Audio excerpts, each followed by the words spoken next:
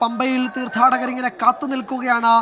മല ചവിട്ടാൻ അവർ കുറേ സമയമായി അവിടെ കാത്തു നിൽക്കുകയാണ്. ഇപ്പോൾ ദീപാരാധന കഴിഞ്ഞ സാഹചര്യത്തിൽ പമ്പയിൽ നിന്നുള്ള തീർത്ഥാടകരെ സന്നിധാനത്തേക്ക് അനുവദിക്കും. MG പ്രതീഷ് വിവരങ്ങൾ നൽകും. പ്രതീഷ്, പമ്പയിലെ കാഴ്ചകൾ എന്താണ്?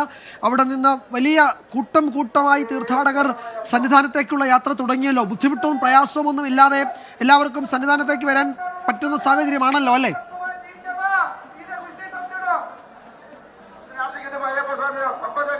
വിജയകുമാർ, തീർച്ചയായും പൊന്നമ്പലമേട്ടിൽ മകരജ്യോതി തെളിഞ്ഞതോടുകൂടി തന്നെ ഒരു വർഷം നീണ്ട കാത്തിരിപ്പിന് കൂടിയാണ് പരിസമാപ്തിയായത്. സന്നിധാനത്തിന് സമാനമായി ഒരു ഭക്തി നിർഭരമായ കാഴ്ചയായിരുന്നു ശബരിമല പമ്പയിലും കാണാൻ കഴിഞ്ഞത്. ഉച്ചയോടുകൂടി ഈ മകരജ്യോതി ദർശനത്തിനായി കാത്തിരുന്ന തീർത്ഥാടകർ തൊഴുകൈകളുടെയും ശരണ മന്ത്രങ്ങളാൽ ആണ് ഈ മകരജ്യോതിയെ വരവേറ്റത്. വലിയ പ്രാർത്ഥനയായിരുന്നു ശബരിമല പമ്പയിൽ ഒന്നാകെ നമുക്ക് കേൾക്കാൻ കഴിഞ്ഞത്. വലിയ ശരണമന്ത്രങ്ങൾ മുഴങ്ങിക്കേട്ടു. ഒപ്പം പല ഇടങ്ങളിലും ദീപങ്ങൾ തെളിയിച്ചുകൊണ്ടാണ് ഈ മകരജ്യോതിയെ തീർത്ഥാടകർ വരവേറ്റത്. ഈ ദീപാരാധന കഴിഞ്ഞതോടുകൂടി തന്നെ പമ്പയിൽ നിന്ന് തീർത്ഥാടകരെ സന്നിധാനത്തേക്ക് കയറ്റിവിട്ടിട്ടുണ്ട്. ഘട്ടം ഘട്ടമായാണ് പമ്പയിൽ നിന്ന് സന്നിധാനത്തേക്ക് തീർത്ഥാടകരെ കയറ്റിവിടുന്നത്. നമുക്ക് ദൃശ്യങ്ങളിൽ കാണാം വലിയ ഒരു തീർത്ഥാടന തിരക്ക് ഈ പമ്പയിൽ അനുഭവപ്പെടുന്നുണ്ട്. ഈ നിരവധി തീർത്ഥാടകർ ഇതിനോടകം തന്നെ ശബരിമല സന്നിധാനത്ത് ഉണ്ട്.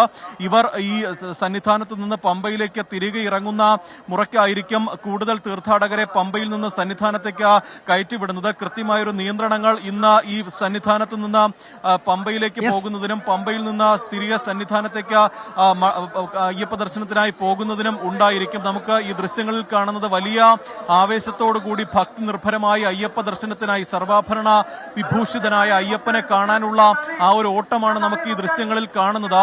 കാരണം ഇനി 3 ദിവസം കൂടി അയ്യപ്പ ദർശനം ഉണ്ടായിരിക്കും. എല്ലാവർക്കും സുഖ ദർശനം സാധ്യമാവട്ടെ. പമ്പയിൽ നിന്ന് സന്നിധാനത്തേക്ക് പോകുന്ന തീർത്ഥാടകർക്കും സന്നിധാനത്ത് ഇപ്പോഴുള്ള തീർത്ഥാടകർക്കും ഒക്കെ സുഖ ദർശനം സാധ്യമാകട്ടെ. അയ്യപ്പ തീർത്ഥാടനത്തിന്റെ, ശബരിമല തീർത്ഥാടനത്തിന്റെ അതിന്റെ പൊരുൾ ഉൾക്കൊണ്ട് എല്ലാവർക്കും ഒരിക്കൽ കൂടി ഇനിയുള്ള ദിവസവും തീർത്ഥാടനം അവർക്ക് ദർശനം സുഗമമാവട്ടെ, സാധ്യമാവട്ടെ എന്ന് ആശംസിക്കുകയാണ്.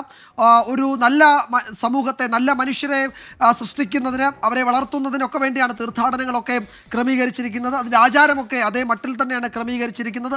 അതിൻ്റെ പൊരുളറിഞ്ഞ് അതിൻ്റെ സത്ത ഉൾക്കൊണ്ട് എല്ലാവരും നല്ല മനുഷ്യരായി സമൂഹത്തിലേക്ക് മാറട്ടെ. തീർത്ഥാടനത്തിൻ്റെ ലക്ഷ്യം അങ്ങനെ സാധ്യതപ്രായമാവട്ടെ എന്ന് നമ്മൾ ആശംസിക്കുകയും ചെയ്യുന്നു.